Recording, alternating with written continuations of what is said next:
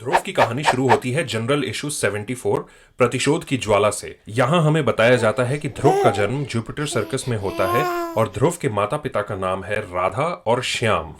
Letter half में Radha Shyam Jupiter circus की लगाई हुई आग में अन्य कलाकारों के साथ मारे जाते हैं। ध्रुव अपने माता पिता की मौत का प्रतिशोध लेता है। इस घटना के तुरंत बाद ध्रुव की आंखों में अपराध से लड़ने की सच्चाई से प्रभावित होकर राजनगर के इंस्पेक्टर जनरल ऑफ पुलिस राजन मेहरा की फैमिली ध्रुव को गोद ले लेती है। इस तरह हमें मिलता है राज कॉमिक्स का एक नया क्राइम फाइटर सुपर कमांडो ध्रुव।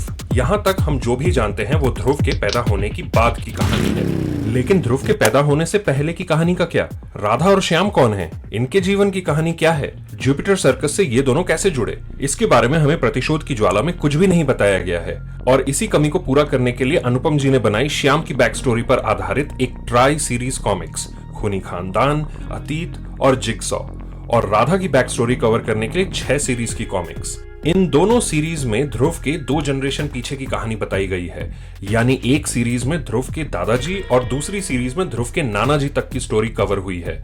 हम आज इस वीडियो में ध्रुव के माता पिता की कहानी जानेंगे। आगे बढ़ने से पहले एक स्पॉइलर वार्निंग, अगर आप ये कॉमिक्स नहीं पढ़े हैं तो ये वीडियो आपके लिए नहीं है, क्योंकि इस वीडियो में ध्रुव के माता पिता की स्टोरी कवर होने जा रही है। तो आइए शुरू करते हैं। फ्रांस के लियोन शहर में एक इज्जतदार शहरी रहता है जिसके 2 बेटे हैं, रघुपति और रघुवंशी। और इसी शहर में सॉटर और मार्शल नामक भी भाई बहन रहते हैं जिन्होंने अपना सारा बचपन और जवानी चोरी और लूटपाट में ही बिताई है। सॉटर जुर्म की दुनिया में जिगसॉ के नाम से प्रख्यात है। जिगसॉ रघुपति का घर हड़पना चाहता है और इसके लिए उसने अपनी बहन मार्शल का सहारा लिया। मार्शल ने रघुपति को अपने रूप जाल में फंसाकर उससे शादी कर ली और उनसे उनको एक बेटा हुआ जिसका नाम है लूका। लूका अब अपनी माँ मार्शल और अपने मामा जिगसॉ के लिए ही काम करता है। ये तीनों दुनिया भर के डिफेंस लैब से आधुनिक हथियार चुराकर दुश्मन देश को बेचा करते हैं। कहानी में हमें पता चलता है कि रघुवंशी एक फरार मुजरिम है जिसे इंटरपोल कई सालों से एक फ्रांसीसी इंस्पेक्टर के कत्ल के जुर्म में ढूंढ रही है। ध्रुव भी ये जानकर हैरान रह जाता है कि उसके पिता का असली नाम श्याम नहीं बल्कि रघुवंशी है और इंटरपोल की नजर में वो एक कुख्यात अपराधी हैं। यहाँ फ्रांस में जिगसॉ गैंग अपना हेडक्वार्टर किसी और देश में बनाने को सोच रहे हैं, लेकिन फ्रांस से बोरिया बिस्तर समेटने से पहले मार्शल और जिगसॉ रघुपति की संपत्ति हड़प कर वहां से निकलना चाहते थे। यह उनके लिए बड़ा जटिल काम होने जा रहा था, क्योंकि प्रॉपर्टी बराबरी में तभी बांटी जाती जब मार्शल के ससुर के दोनों बेटे रघुपति और रघुवंशी विल पर हस्ताक्षर करते। रघुपति मार्शल का पति था तो उसके हस्ताक्षर मिलना आसान था, मगर रघुवंशी के हस्ताक्षर तो कभी मिल ही नहीं सकते, क्योंकि वो 25 साल पहले जुपिटर सर्कस की आग में मारा जा चुका था। मार्शल ये सच्चाई जानती थी। मार्शल ये भी जानती थी कि रघुवंशी के ना होने से प्रॉपर्टी बाय डिफॉल्ट उसके बेटे को यानी ध्रुव को मिल सकती है। ऐसा कभी ना हो, इसलिए मार्शल ध्रुव को अपने रास्ते से हटाने की योजना बनाती है। जब रघुवंशी के परिवार का कोई सदस्य बचेगा ही नहीं, तब सारी प्रॉपर्टी सिर्फ और सिर्फ रघुपति और मार्शल की होगी। मार्शल की योजना अनुसार ध्रुव को खत्म करने के लिए लूका राजनगर पहुंचता है, लेकिन लूका के नापाक इरादों पर पानी फेरने के लिए सही समय पर जेकब अंकल पहुंच जाते हैं। अंकल जेकब फ्रांस से मार्शल और साटे पर नजर रखे हुए थे और जब उन्हें पता चला कि ध्रुव की जान खतरे में है तो वो तुरंत राजनगर आ पहुंचे। जी हाँ, ये वही जेकब अंकल हैं जो एक समय पर जुपिटर सर्कस के मालिक हुआ करते थे। दरअसल अंकल जेकब सर्कस की लगी आग से बचकर मॉरिशस अपने भाई के यहाँ जा पहुंचे थे। खूनी खानदान कॉमिक में हम आगे देखते हैं कि अंकल जेकब अब ध्रुव को रघुवंशी के श्याम बनने की कहानी सुना ही रहे होते हैं कि तभी लूका जेकब पर हमला कर देता है और वहां से फरार हो जाता है। मौका वारदात को देखते हुए हमले का दोषी ध्रुव को ठहराया जाता है, किंतु मेडिकल सबूतों के आधार पर ध्रुव आसानी से बरी हो जाता है। इसके बाद हम देखते हैं कि ध्रुव अपने अतीत और अपने पिता के असली रहस्य जानने हेतु फ्रांस रवाना हो गया। फ्रांस जाकर ध्रुव पेरिस के पुलिस कमिश्नर फ्रांसवा से मिलता है, लेकिन ध्रुव को जल्दी ही आभास हो जाता है कि फ्रांस की पुलिस उसे कोई सहायता नहीं करेगी और उसे अपनी अतीत की सच्चाई खुद ही ढूंढनी पड़ेगी। आखिरकार काफी एक्शन और जद्दोजहद के बाद ध्रुव को सच्चाई पता चल ही जाती है। दरअसल रघुवंशी को अपनी भाभी मार्शल और उसके भाई जिगसॉ के गोरख धंधे के बारे में भनक लग गई थी। रघुवंशी उनको कानून के हवाले करने हेतु इंस्पेक्टर लुबेक की मदद लेता है, लेकिन जिगसॉ वहां के लोकल डॉन साटे और फ्रांसवा की मदद से इंस्पेक्टर लुबेक को मारकर उसकी हत्या का आरोप रघुवंशी पर थोप देता है। रघुवंशी किसी तरह अपनी जान बचाते हुए घायल अवस्था में जेकब को मिलता है। चूंकि रघुवंशी अपनी याददाश्त खो चुका था, इसलिए जेकब ने रघुवंशी को एक नई पहचान दी, जुपिटर सर्कस का कलाबाज श्याम। कहानी के अंत में जिगसॉ, मार्सेल और लूका कालकोठरी में पहुंच जाते हैं और ध्रुव फाइनली मिलता है अपने बायोलॉजिकल परिवार से, यानी अपने असली दादाजी और ताऊजी से। इसके बाद की कहानी हम सब जानते हैं जो प्रतिशोध की ज्वाला में बताई गई है, या नहीं, क्योंकि अभी ध्रुव की मां राधा की बैक स्टोरी सुनना बाकी है। कहानी की शुरुआत होती है हंटर्स नामक एक बेहद गुप्त संगठन से। इस संगठन की स्थापना 1912 में रक्षक के नाम से हुई थी।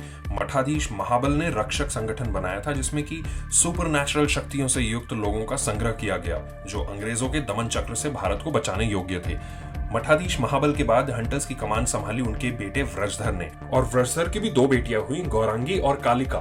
गौरांगी, जिसे हम राधा के नाम से भी जानते हैं, व्रजधर की बड़ी बेटी थी। वो आगे चलकर हंटर्स की एक ट्रेंड असैसिन बनती है और अपने एक मिशन के दौरान भारतीय वैज्ञानिक को मौत के घाट उतार देती है। ये वैज्ञानिक कोई और नहीं बल्कि ब्लैक कैट के पिता होते हैं। एक मिनट, ध्रुव की मां राधा नहीं गौरांगी थी? वो तो सर्कस में एक ट्रपीज आर्टिस्ट थी ना। वो एक सीक्रेट असैसिन कैसे बन गई? और बनी भी तो उसने एक साइंटिस्ट का कत्ल क्यों किया? अब यहां से शुरू होती है राधा की कहानी। चलिए मैं इस बेशुमार ट्विस्ट से भरे प्लॉट को सरलता पूर्वक समझाने की कोशिश करता हूं। पहले हम ये जान लेते हैं कि हंटर्स नामक ये सीक्रेट असैसिन ग्रुप है कौन और करता क्या है।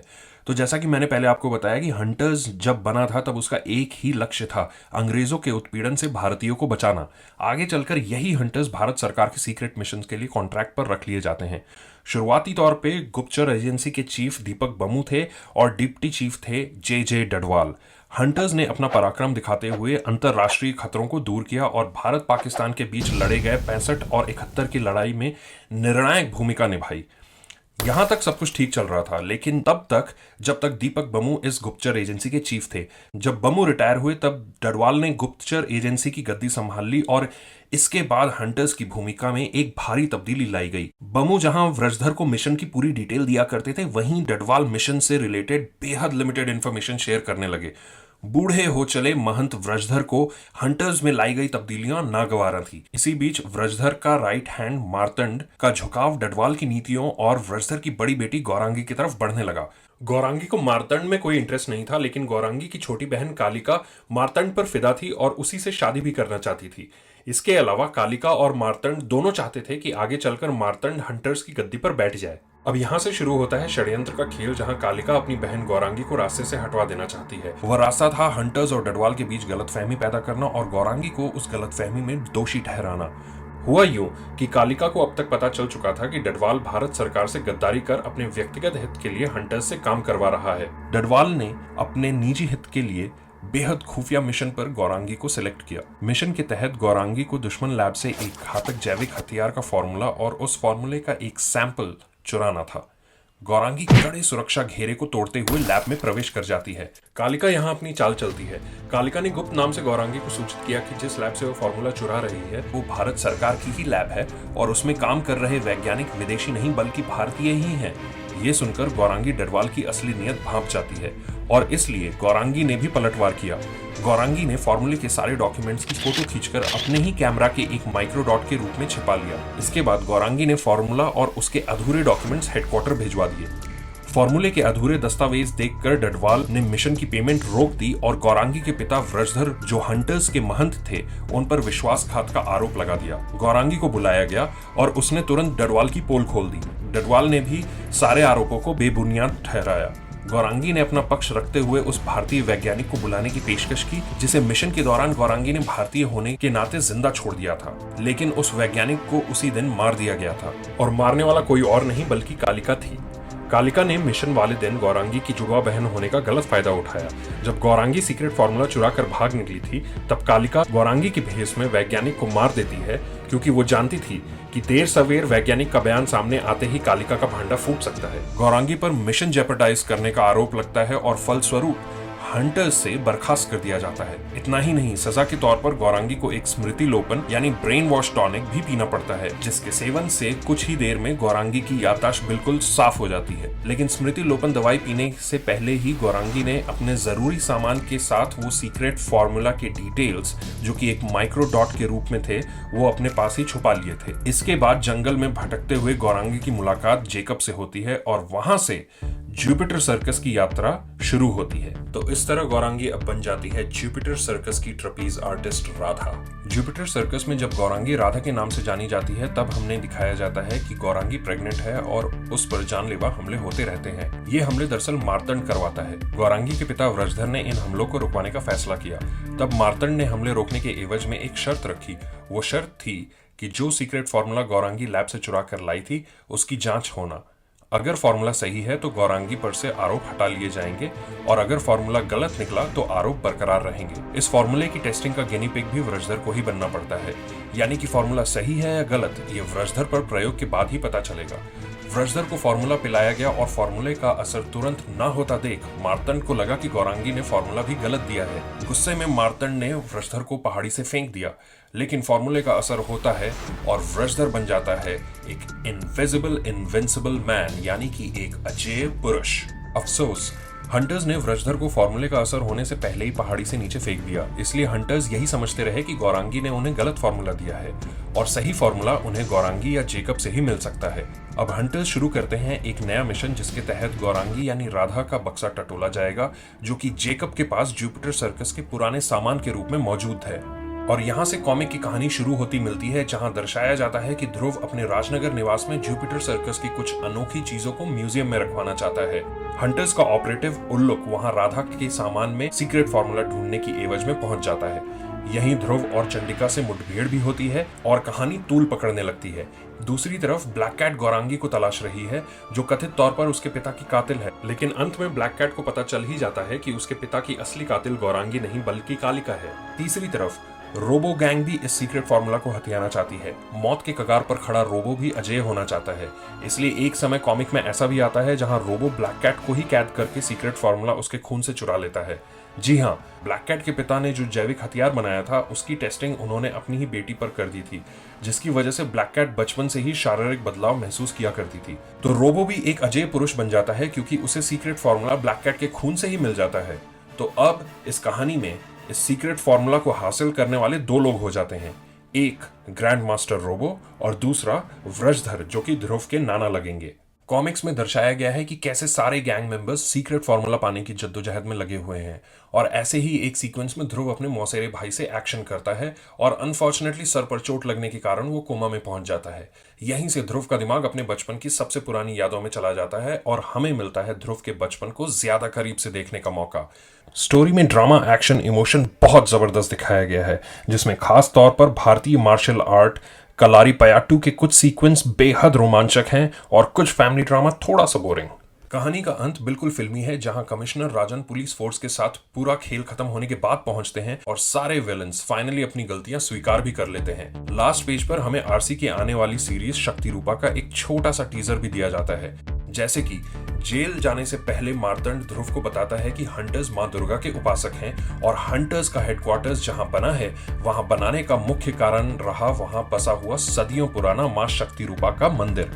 उस मंदिर में बहुत सी अद्भुत शक्तियां हैं, लेकिन इसका दरवाजा हमेशा बंद रहता है और इसमें किसी को भी जाने की अनुमति नहीं है। ध्रुव मार्तंड से वादा करता है कि दरवाजा सदैव बंद ही रहेगा और नियम का पालन वैसा ही होता रहेगा जैसे आज तक होता आया है।